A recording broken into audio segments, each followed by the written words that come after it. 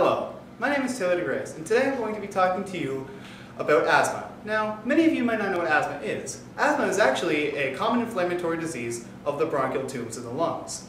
Some symptoms include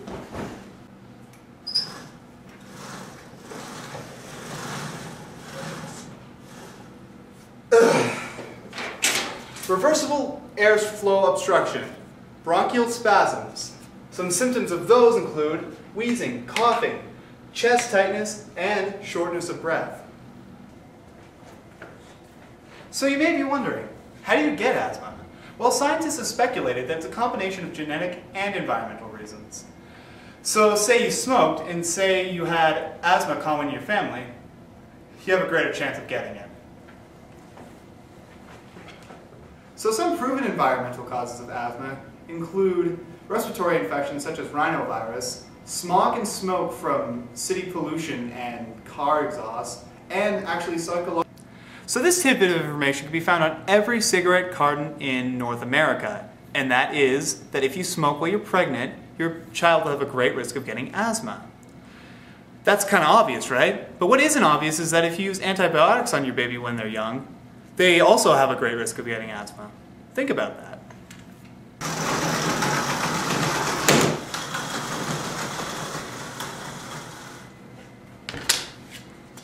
See this big jumble of letters and numbers? You might think it's just a big jumble of letters and numbers, but it's actually the genes that cause bronchial immune system failure and respiratory immune system failure. So you may be wondering what else causes asthma on the genetic side of things. Well, I'll tell you. Hello there. So you may be wondering, what's the other genetic reason that we get asthma? So, have you ever heard of being too clean? Well, there is such a thing. If you're too clean, your immune system begins to fail you. And if your immune system begins to fail you, that means your bronchial tubes become way more sensitive to airborne contaminants, which will cause asthma. So I've told you a lot about asthma, but I don't think you guys know what it looks like. So I'm going to show you with my friend Dan here. This is Dan's mouth, and this is his windpipe, or trachea. And these are his bronchial tubes, which are very sensitive to pollen and such. Now, this is pollen and such. And when pollen and such goes down the trachea and goes into the bronchial tubes, they get very, very sensitive, and they close up, and he can't breathe. That's basically what an asthma attack is. This is what asthma looks like. Okay, so now that you know people can get asthma and what asthma is, it's important to know that there are different levels of asthma. I'll show you now. So the first level of asthma is moderate asthma exacerbation. Moderate asthma exacerbation means that you have an airflow of 80% and you suffer from asthma attacks. So the second level of asthma is acute severe asthma. This means you have an airflow rate of 50% and a breathing rate of 25 breaths per minute. You also have symptoms like can't finish a sentence in one breath. So the third level of asthma is life-threatening asthma. It has a combination of the symptoms of these two and has a few symptoms of its own, like having low blood pressure, having an altered level of consciousness, and arrhythmia. So the last level of asthma is near fatal asthma, and that's when you have a high level of PaCO2 in your lungs and you require mechanical ventilation. So the most important thing you need to know about asthma is that if you have it, you can live a perfectly normal life. But rather than hearing it from me, why don't you hear about it from some people who actually have asthma? So, Joel, how long have you had asthma? I've had asthma my entire life. Oh yeah? Birth. How severe is your asthma? Sometimes it can be severe, at sometimes it can't be severe. The times when it's really severe is when it's really humid, and when there's a lot of moisture in the air, and it's not as bad when it's drier. Okay. What medication and precautions do you have to take because of your asthma? Well, as a standard asthma user, I take Ventolin, which is a quick-acting drug to help me if I'm having troubles. And then every morning I take a drug called Symbicort, and it helps me throughout the day to breathe. And I have to be careful when I'm doing things like physical activity and stuff like that. So, how has asthma affected your life? It's really affected my life because I haven't been able to do certain physical things that I want to do. So, like what? I haven't been like I wanted for a while to get into hockey, but I wasn't able to because my asthma was too bad. And just I can't do a lot of physical endurance to a certain extent because of my asthma. So what have you done despite the fact that you have asthma?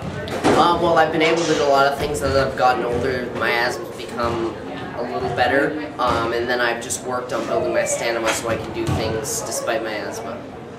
So what would you say to people who are worried about having asthma?